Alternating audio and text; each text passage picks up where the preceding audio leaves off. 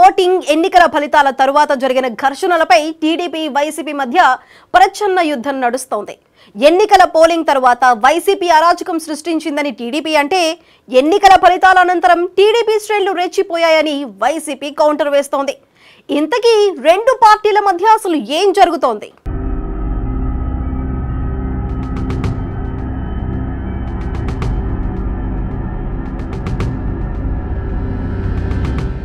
ఏపీలో 2024 ఎన్నికలు ఎన్నడూ లేని విధంగా ఘర్షణలు జరగడం సామాన్య ప్రజానీకాన్ని భయాందోళనకు గురిచేస్తోంది. ఎన్నికలు జరిగే రోజు నుంచి పలు జిల్లాల్లో ఈ ఘర్షణలు ప్రారంభం అవ్వగా ఊహించని రీతిలో తీవ్ర పరిణామాలకు దారితీశాయి.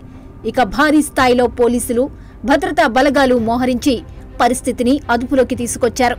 ఇక ఎలక్షన్ ఫలితాల్లో టీడీపీ ఘన విజయం సాధించిన తరువాత మళ్లీ ఈ ఘర్షణలు రాజుకున్నాయి.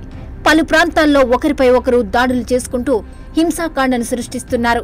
ఈ క్రమంలోనే నేతలు వైసీపీ, టీడీపీల మధ్య మాటల యుద్ధం నడుస్తోంది.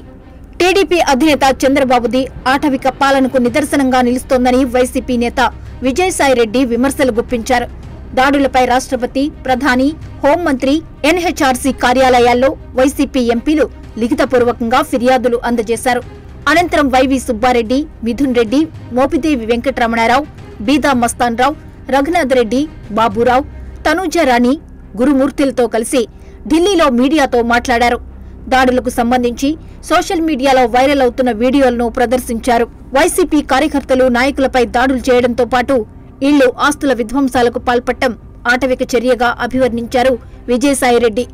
ఏపీలో ప్రజాస్వామ్యం ప్రమాదంలో పడిన విషయాన్ని ప్రజలు గుర్తిస్తున్నారని అన్నారు. టీడీపీ గుండాల అకృత్యాలను రాజ్యాంగ వ్యవస్థల దృష్టికి తీసుకెళ్లామని తెలిపారు. రాష్ట్రంలో అన్యాయం రాజ్యమేలుతోందని, కనీసం ఫిర్యాదు తీసుకునేందుకు కూడా అధికారులు జంకడం చంద్రబాబు పాలన ఎలా ఉంటుందో బోధపడుతుందన్నారు.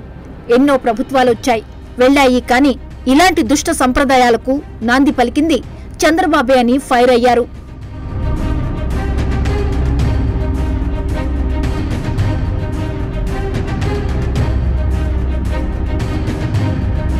విజయసాయిరెడ్డిపై టీడీపీ నేత బుద్దా వెంకన్న ఫైర్ అయ్యారు.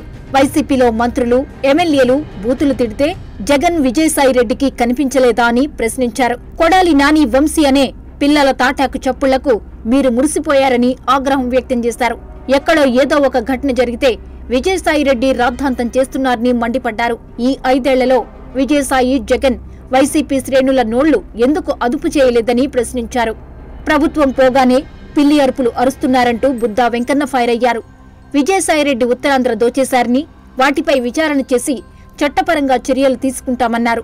కక్ష సాధింపు రాజకీయాలు వద్దని తమ అధినేత చంద్రబాబు ప్రకటించారని, జగన్ ఎప్పుడైనా ఇలా ఒక్క ప్రకటన చేశారా అని నిలదీశారు. 5 ఏళ్ల పాటు వైసీపీ నేతలు చేసిన అరాచకాలు, దౌర్జన్యాలు, మారణకాండకు తగిన మూల్యం చెల్లించుకున్నారని టీడీపీ ఎమ్మెల్సీ పంచుమర్తి అనురాధ మండిపడ్డారు. రాష్ట్రంలో శాంతి భద్రతలు సరిగా లేవంటూ వైసీపీ నేతలు రాష్ట్రపతిని కలవడం సిగ్గుచేటని దుయ్యబట్టారు. కూటమి ప్రభుత్వం ఏర్పడి 2 రోజులే అయిందని, తమ పార్టీ నేతలు దాడులు చేస్తున్నారని, తప్పుడు ప్రచారం చేస్తే ఖబర్దారంటూ హెచ్చరించారు. వైసీపీ నేతలు ఇప్పటికైనా శవరాజకీయాలు మానుకోవాలని ఎమ్మెల్సీ అనురాధ హితబోధ చేశారు. మరోవైపు విశాఖ చేరుకున్న రాజ్యసభ సభ్యులు వైవి సుబ్బారెడ్డి టీడీపీ సర్కార్పై విమర్శలు గుప్పించారు. ఫలితాలు వెలువడిన వెంటనే వైసీపీ నాయకులపై, ప్రభుత్వ ఆస్తులపై దాడులు మొదలయ్యాయని ఆయన మండిపడ్డారు.